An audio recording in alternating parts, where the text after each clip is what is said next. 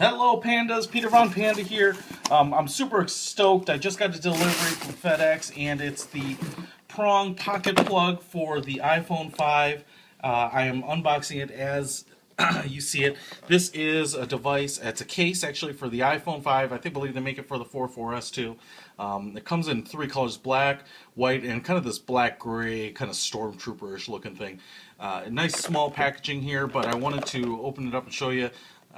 This is a case that has a plug that is flush on the back for a standard US outlet, and these prongs swivel up so that you can plug the sucker into an outlet anytime without having to dig around for a cord or something like this. I've read a lot of reviews. This I believe started on Kickstarter, and they've had some problems meeting their initial launch date, but they're finally shipping, obviously, a few months late actually, and I believe the black ones are the only ones shipping at the moment. I think the white ones are still slightly delayed.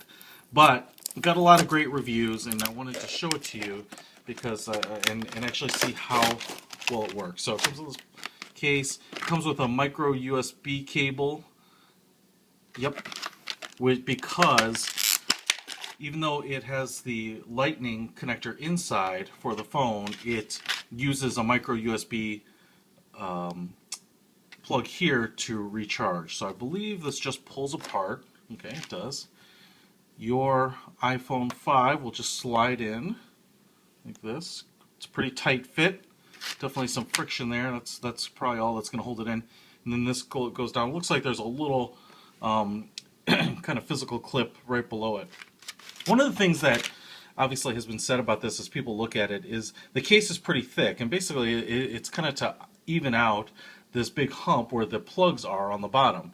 The thing to note is that you would think, because it's roughly the size of a Mophie Juice Pack Air, that there would be a battery, but as far as I know, there is absolutely no battery in here. There's some electronics, I'm sure, that will prevent this from burning out the phone, but for this size, you would think, and I would kind of like even a small, an 800 or 1000 milliamp battery.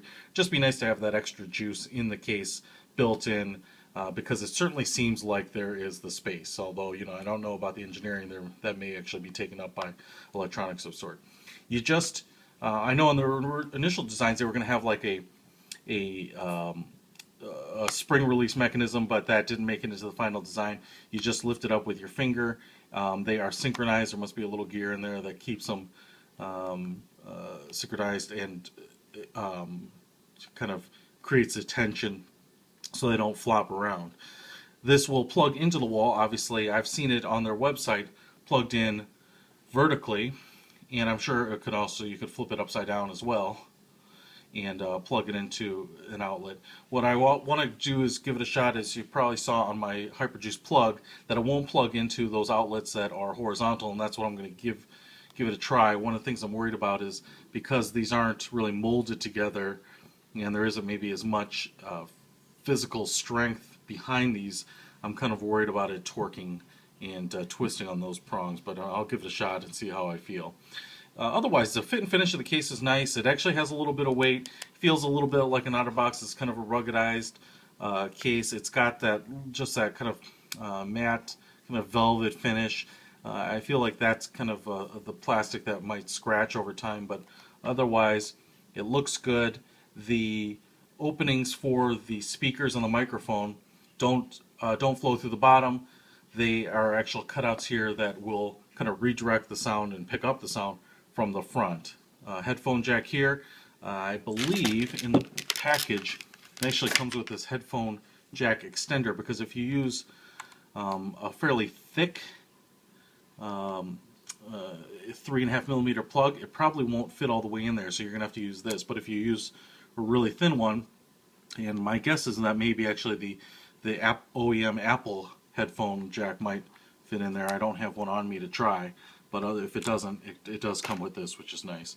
On the top, you've got the cutout for the power button, a cutout for the volume control. I can tell you right now that with this much extra width on it, it is a little hard, especially with my fat fingers, You kind of have to use your fingernail now to hit the volume controls.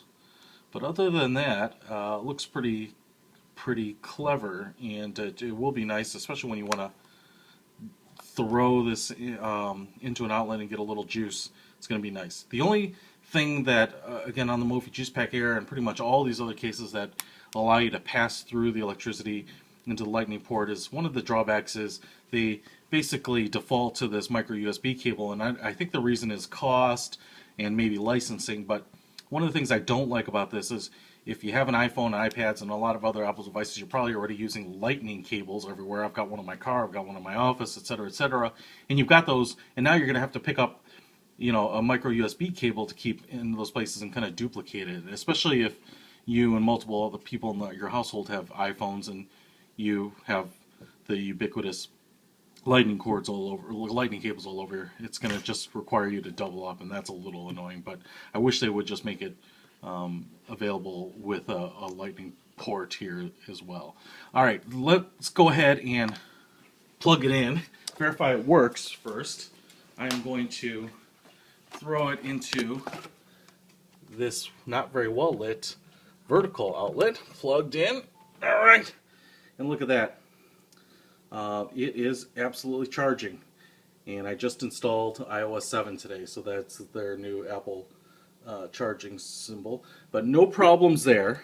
And now over here I also have a horizontal outlet that we have seen before in other videos, and I'm gonna see what it does here. I'll plug it in. Obviously charges, and it is pretty heavy. I can let it go in a pinch. You certainly can plug it in this way. I don't feel super confident. I did see it droop a little as I plugged it in.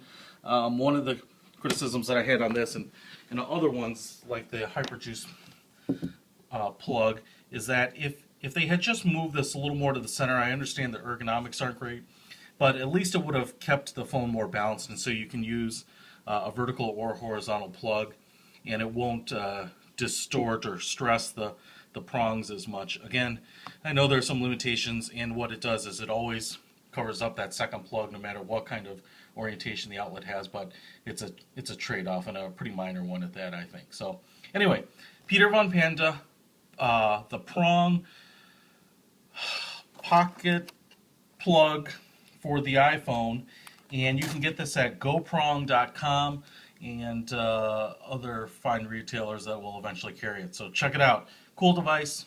I don't know, about $70 or so, and kind of a worthwhile investment for the road warrior. Panda out.